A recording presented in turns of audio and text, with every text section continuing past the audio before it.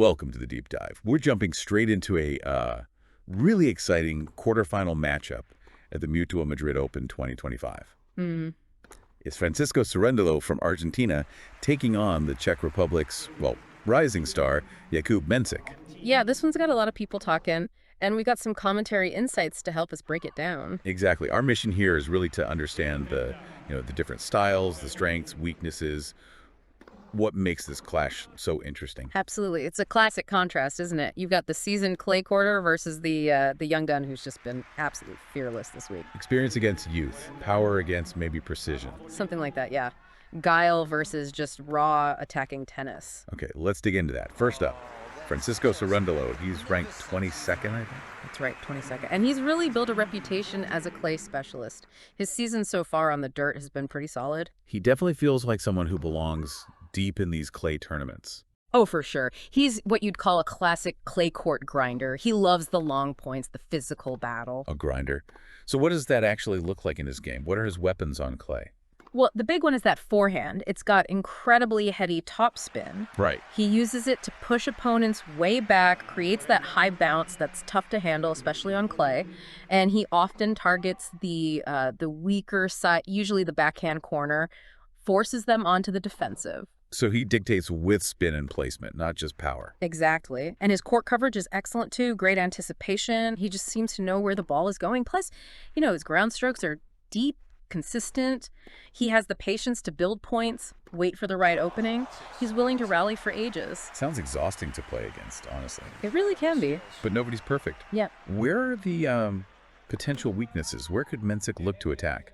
Well, his serve isn't like a huge weapon that gets him free points consistently. It's more about placement. Maybe averages around, 115 mile per hour on the first serve. Solid, but not overwhelming.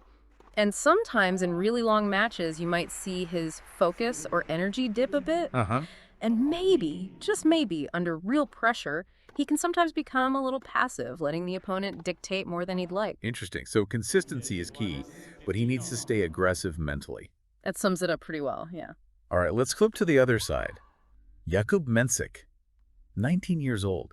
He's having a massive tournament here, isn't he? He really is, a breakout performance. And what's fascinating is clay isn't even considered his best surface. He's more known for hard courts. Wow. Okay, so he's adapting incredibly well. Amazingly well. He's playing with this, total freedom and confidence. It's impressive for his age. Fearless is the word I keep hearing associated with him. Where does that come from in his game? It really stems from his power. He has a huge serve. Flat, fast, can definitely touch 130 mile per hour. Wow. That gets him a lot of quick points. And his forehand is a massive weapon too. Flat, powerful, he can hit winners from almost anywhere.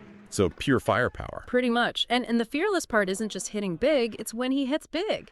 He seems composed, even on break points or big moments. That's quite rare for a 19-year-old. Okay, so he can really take the racket out of his opponent's hand, but he's still learning on clay, right? Yeah. Where are the vulnerabilities Serundelo might target? Yeah, exactly. Adapting to clay court movement, the sliding, the different rhythm, it's a process. It's just different than hard courts. Right. So his defense can be tested if Serundelo gets him into those long, grinding rallies, forces him to retrieve. And his backhand, while it's decent, it can sometimes break down under sustained pressure compared to that forehand weapon. So keep him moving, test the backhand wing, try to extend the rallies. That would likely be Serundelo's game plan, yes. Now, this is interesting commentary says this is their first official ATP meeting. Correct. First time they've played each other on the main tour, so completely fresh slate, no history, no psychological baggage from past encounters. That adds a layer of unpredictability, doesn't it?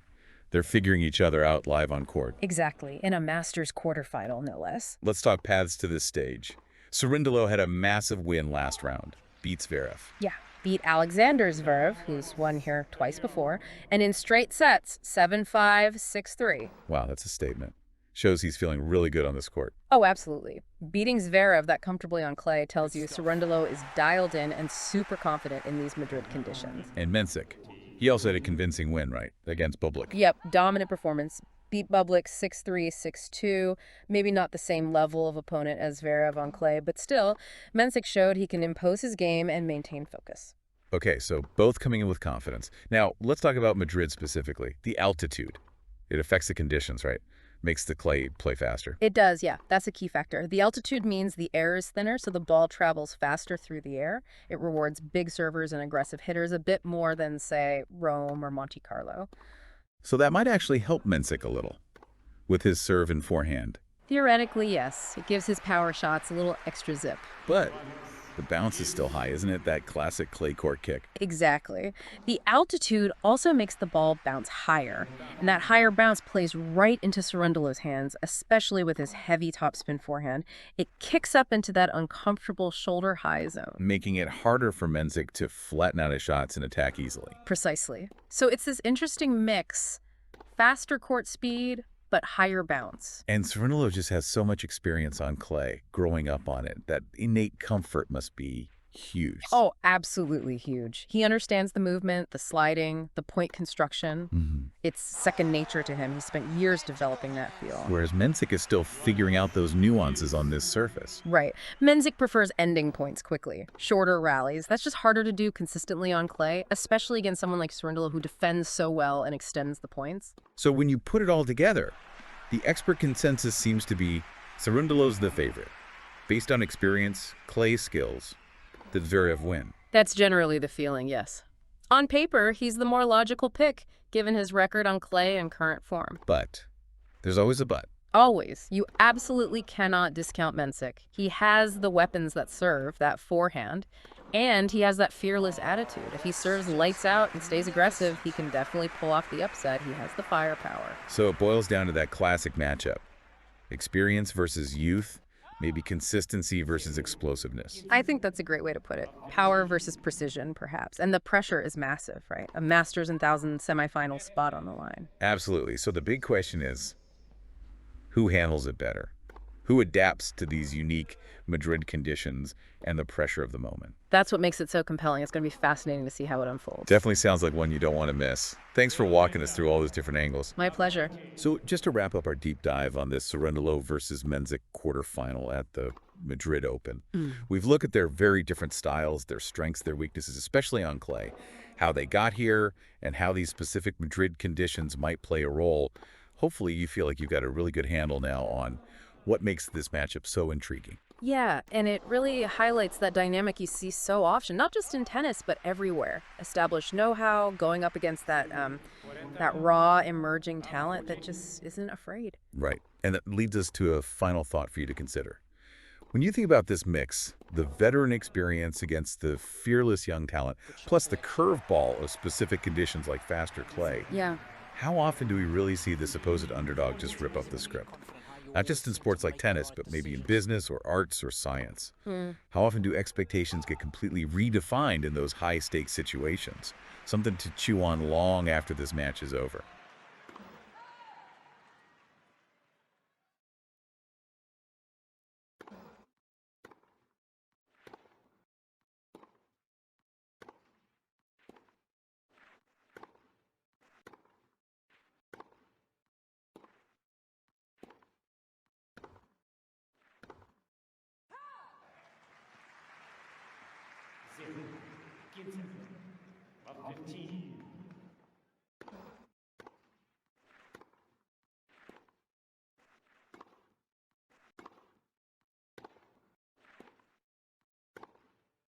Oh, that's ridiculous.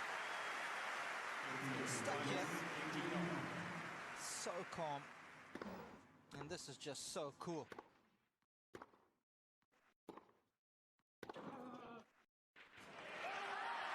He's just found his mojo, hasn't he? He's feeding off the energy from the crowd who want to see more.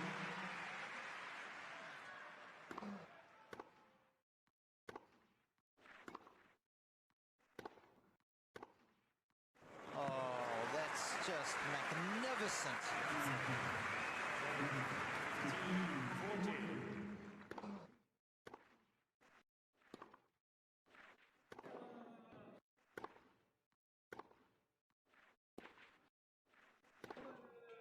Good stuff.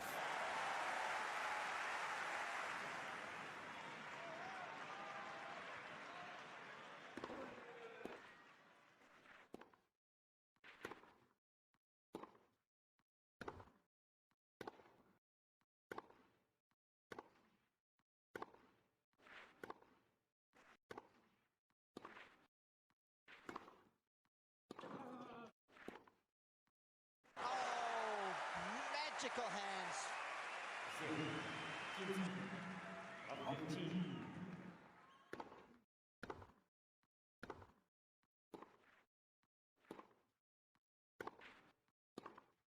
Good stuff. Iguales 15 all.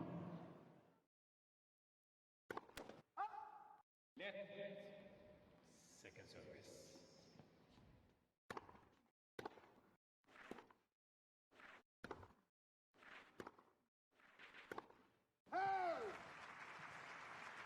Trenta 15. 30-15.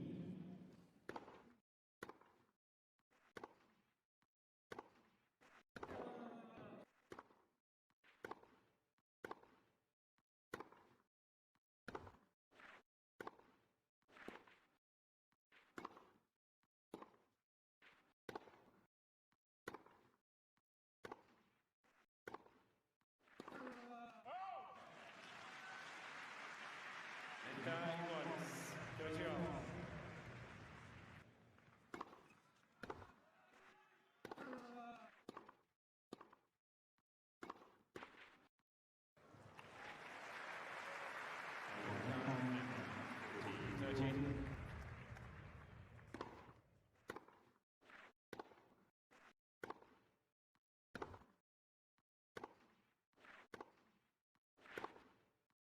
Oh, that's just magnificent.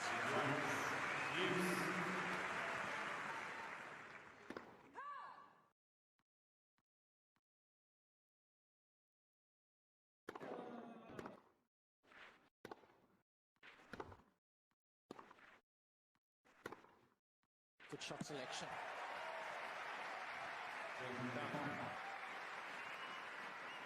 It's amazing when you get confident how you always seem to make the right decisions. Second service.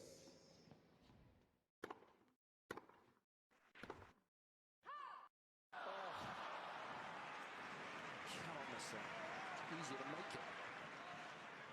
Did all the hard work. To missing shots like that only does hurt the confidence.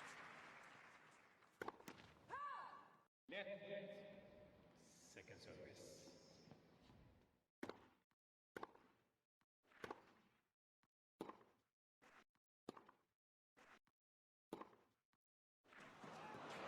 Can't hit it any better than that.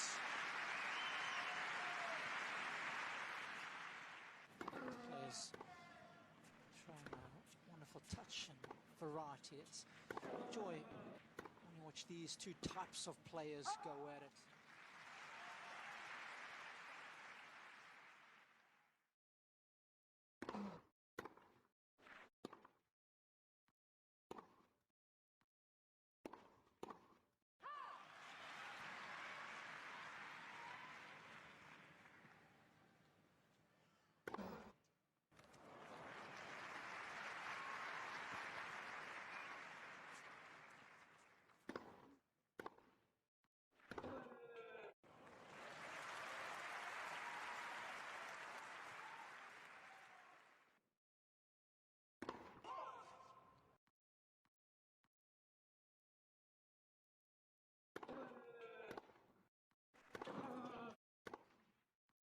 Oh, that's exquisite.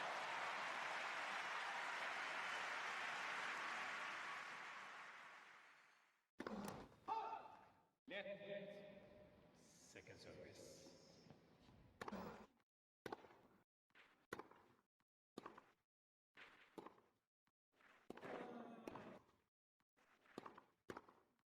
It's a lovely shot. A sign that he's feeling confident. He's used the shows the barometer to gauge just how the players are feeling about their games.